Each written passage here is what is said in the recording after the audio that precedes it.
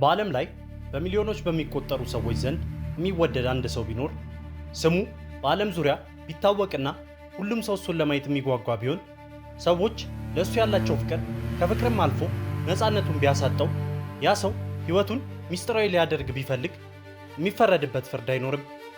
ዛሬ ብዙ ሰዎች የሚያውቁት አንድ ስም አለ። በፊልም ዓለም ላይ ከታላላቅ ኮከቦች ውስጥም አንዱ ሆኖ ተመድቧል። የፍቅር ፊልሞችን በሚያስደንቅ ሁኔታ በመጫወቱ ምክንያት በሚሊዮኖች በሚቆጠሩ ሰዎች ልብ ውስጥ ገብቶ ዘልቆ ቆይቷል። ስሙ ሻሩክ ካን ይባላል።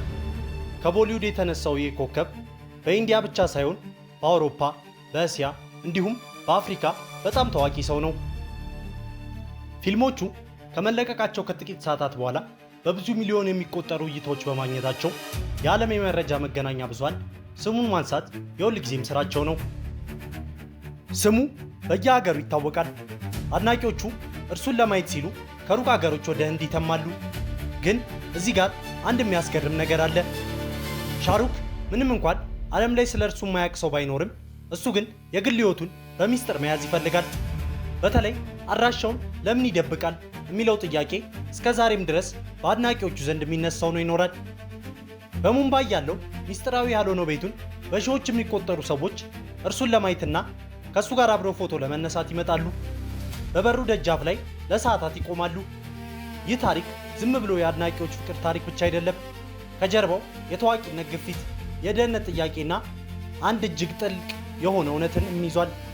በዛሬው ፕሮግራማችን የሻሩክ ካንን ከኒው ዴሊ የጀመረ ህይወት በትጋትና በትልቅ ህልም ወደ ሙምባይ ያመጣውን ጉዞ ከዛም በቦሊውድ ውስጥ ያደረገውን ከባድ ትግልና ኋላ ላይ ስኬቱ ይዞበት የመጣውን መዘዝ እናስቃኛቸዋለን። ሁልጊዜም እንደነዚህ አይነት የታዋቂ ሰዎችን ታሪክ እና ከዚህ ቀደም ሰምታችኋቸው የማታውቁትን ሚስጥራዊ የሆኑ ያልተነገሩ ፕሮግራሞችን ይዞ የሚቀርብላችሁ ቻናላችንን ላይክ እና ሰብስክራይብ በማድረግ ቤተሰብ ይሁኑ።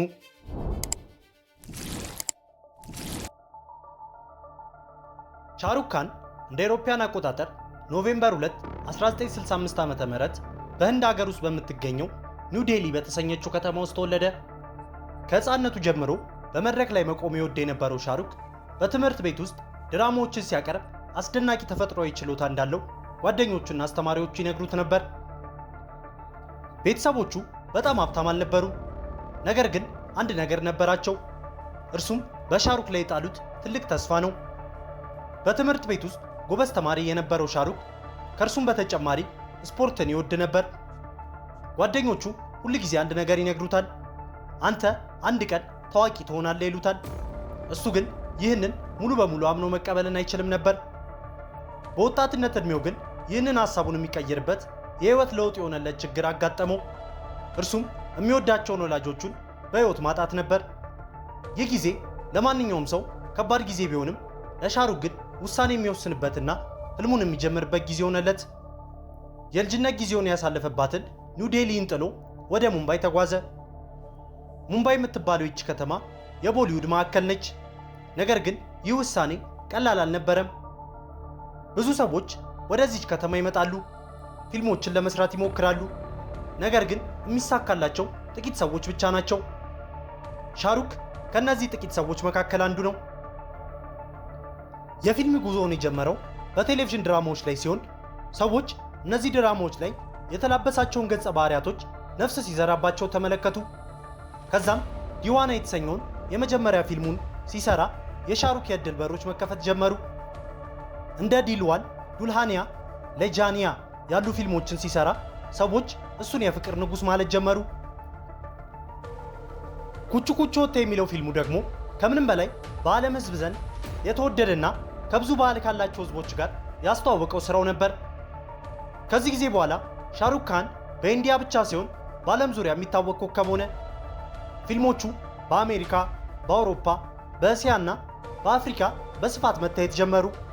ብዙ ሰዎች እሱን የሮማንቲክ ፊልም ንጉሥ እያሉ መጥራት ጀመሩ። ነገር ግን ከዚህ ዝና ጋር አብሮ አንድ ተጨማሪ ነገር መጣ፣ ታላቅ ግፊት።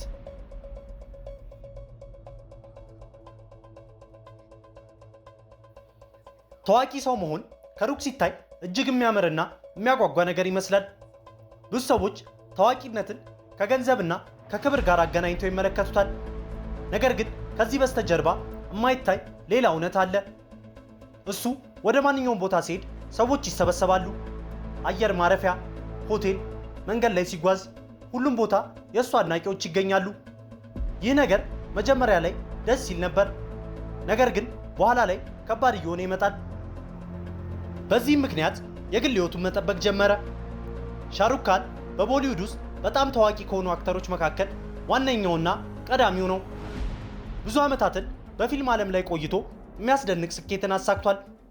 ፊልሞቹ በዓለም ዙሪያ ተተረጉመው ይታያሉ። አድናቂዎቹ በሚሊዮኖች ይቆጠራሉ። ነገር ግን ይህ ፍቅር ለሱ ችግር ሆኖበታል። በሙምባይ የሚገኘው ማናት የተሰኘው ቤቱ በየቀኑ በሺህ የሚቆጠሩ ሰዎችን የሚያስተናግድ የቱሪስት መዳረሻ ሆኗል። አድናቂዎቹ ከተለያዩ ከተሞች ይመጣሉ። አንዳንዶች ከሩቅ ሀገር እሱን ለማየት ሲሉ ይጓዛሉ። እሱን አንድ ጊዜ ብቻ ለማየት በቤቱ ፊት ለብዙ ሰዓታት ቆመው ይጠብቁታል። ስሙን ጮክ እያሉ ይጠራሉ። ፎቶ ለማንሳት ይሞክራሉ። አንዳንዶች ደግሞ ወደ ውስጥ ለመግባት ይሞክራሉ። ይህ ድርጊት በመጀመሪያ እንደ ፍቅር ይታይ ነበር። እሱን አድናቂዎቹን እጅግ ይወዳል። አንዳንድ ጊዜ ከቤቱ ላይ ወጥቶ ለአድናቂዎቹ ሰላምታ ይሰጣል። ነገር ግን ከጊዜያቶች በኋላ ችግር መሆን ጀመረ።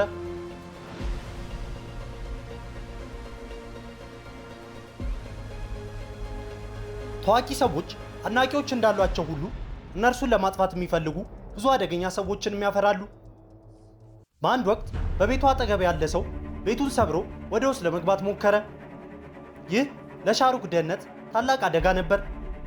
ከዚያ በኋላ የደህንነት ኃይሎች ሻሩክን ለመጠበቅ ተጨማሪ ጥንቃቄዎችን ማድረግ ጀመሩ።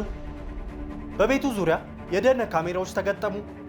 የደህንነት ጠባቂዎች ተጨመሩ። እንዲሁም በቤቱ አካባቢ እንቅስቃሴ የሚያደርጉ ሰዎችን በጥንቃቄ መከታተል ጀመሩ። ይህ ሁሉ የሆነበት ምክንያት ሻሩክ የሰው ልብ ውስጥ ሰርጾ ስለገባ ነበር። ሻሩክ በዚህ መኖሪያ ቤት ውስጥ የራሱን ሕይወት ብቻ አይኖርም። ገዋሪ ካን ከተሰኘችው አርክቴክት ሚስቱ ጋር 3 ልጆችን አፍርቶ እንደ ማንኛውም ቤተሰብ መደበኛ የሆነ ሕይወትን መምራት ይፈልጋል። ልጆቹም ቢሆኑ እንደ ማንኛውም ሰው ወደ ትምህርት ቤት መሄድ፣ ጓደኞቻቸውን ማግኘትና እንደ ሌሎች ልጆች በነፃነት መኖርን ይፈልጋሉ።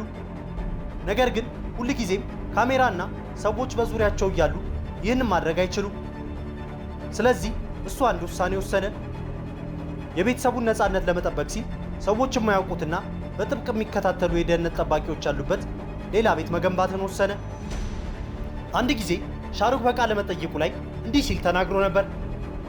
ታዋቂ መሆን ትልቅ ዕድል ነው፣ ነገር ግን አንዳንድ ነገሮችን መስዋዕት ማቅረብ ይጠይቃል። ሰዎች የሚያዩት ፊልማችንን እንጂ የማይታየውን የግል ሕይወታችንን አይደለም ሲል ተናግሯል። እሱ እንደ ማንኛውም ሰው ሰላምን ይፈልጋል። ቤተሰቡ ከሰው ዓይን እንዲያርፍ ይፈልጋል። ቤቱንም ቢሆን እንደ መጠጊያ እንጂ በሺህ የሚቆጠሩ ሰዎች ቀን በቀን እንደሚጎርፉበት ሙዚየም እንዲሆን አይፈልግም።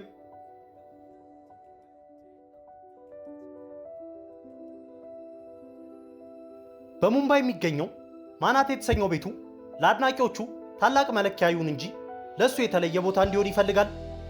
ይህ ቦታ ለሱ ከካሜራ የሚርቅበት፣ ከታዋቂነት ግፊት የሚያርፍበትና ከቤተሰቦቹ ጋር እረፍት የሚያገኝበት ቦታ እንዲሆን ይፈልጋል። ሻሩክ ካን ስለ ቤተሰቦቹ ሲናገር ብዙ ጊዜ እንደዚህ ይላል። ሁሉም ነገር ሊቀየር ይችላል። ፊልሞች ሊለዋወጡ ይችላሉ።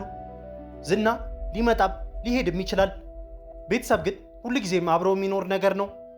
ሚስቱ ጋውሪ ካን ከብዙ ዓመታት በፊት ከሱ ጋር ነበረች። ታዋቂ ከመሆኑ በፊት እንኳን አብረው ነበሩ። ልጆቹ አሪያ ካን፣ ሱሃና ካን እና አብርሃም ካን እንደ ሌሎች ልጆች በነፃነት መኖር እንዲችሉ ይፈልጋል። ስለዚህ የቤቱን መረጃ ብዙም አይናገርም። በመጨረሻም ዋናው ጥያቄ ይመለስ። ሻሩክ ካን አድራሻውን ለምን ይደብቃል? ምክንያቱም አንድ ብቻ አይደለም። የደህንነት ምክንያት፣ የቤተሰብ ነፃነትና የግል ሕይወት ሰላምን ፍላጎትንም ያካትታል። ታዋቂ ሰው ሆኖ መኖር ቀላል አይደለም። ሁሉም ሰው የእሱን ሕይወት ማየት ይፈልጋል። ነገር ግን አንዳንድ ነገሮችን የግል መሆን አለባቸው። የሻሩክ ካን ታሪክ አንድ ትልቅ መልእክት አለው። ታዋቂነትና ስኬት ብቻ ሕይወት አይደለም። ሰዎች የሚያስፈልጋቸው ነገር አለ። ሰላም፣ ቤተሰብና የግል ሕይወት፣ እነዚህ ነገሮች ከዝናም በላይ ናቸው።